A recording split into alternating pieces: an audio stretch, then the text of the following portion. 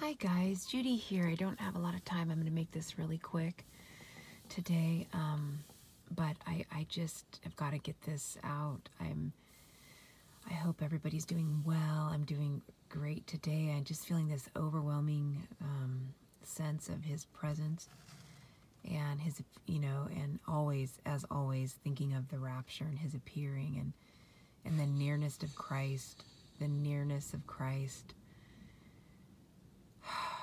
I feel it so strong, and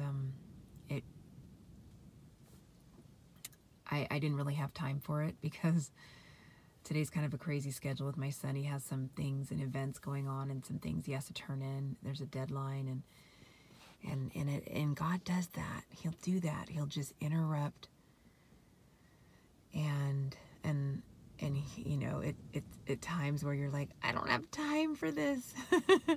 But I do, because I love him, and of course I do. I mean, I do, but I don't. I'm like, why do you take it?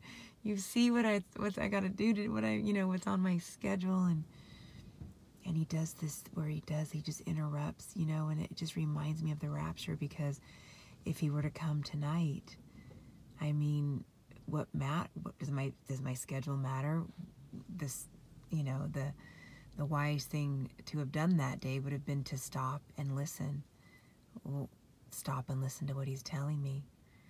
And so that's what I've chosen to do, and I just want to share it with you guys. I don't have anything new to say. I think you've heard me talk. I've been saying this for 4 years. We have some quote-unquote gale force winds. There's a palm tree here, and I'm sitting in the car. I haven't even been able to make it into the house because of the way that God is just overwhelming me at the moment. But I'm about to go in, but I just needed to get this out.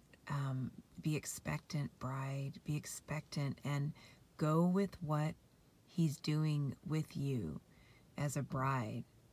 It's so important to know that your place as the bride and as Christ being your groom in this last hour. We are in a different time and season, okay? And this is what the people in the Bible, in the New Testament, we're all waiting for, and we are that generation. And so we have to live a little differently, and there was no really guidebook that has been written on how to behave in these end times. There really isn't. I mean, we have the biblical standard of behavior, but what I'm saying is these last 4 years of waiting, God has really taught me just firsthand, because I've had to learn to deal with living and straddling two realms. It was easy for the first couple of years because he pulled me out of work and everything to just wait, and then he pulled me back in somewhat, not very much. He had me, I'm engaged just a bit more than I was, but I'm telling you, it hasn't been easy to figure out.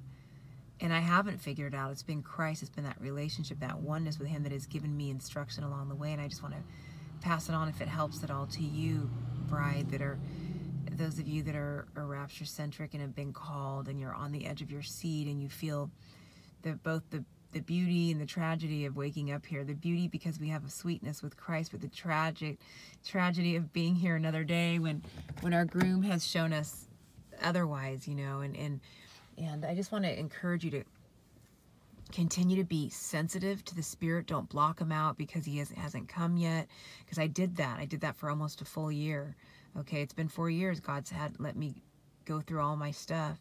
I kind of just blocked it out. I don't want to hear it anymore. We're still here. I'll believe it when you come, and I know you're coming. I never stopped believing because of what He did to my son. But I know this generation. I know this is it. But it's possible to harden your heart to that voice. Not everything He's telling you, but in certain areas.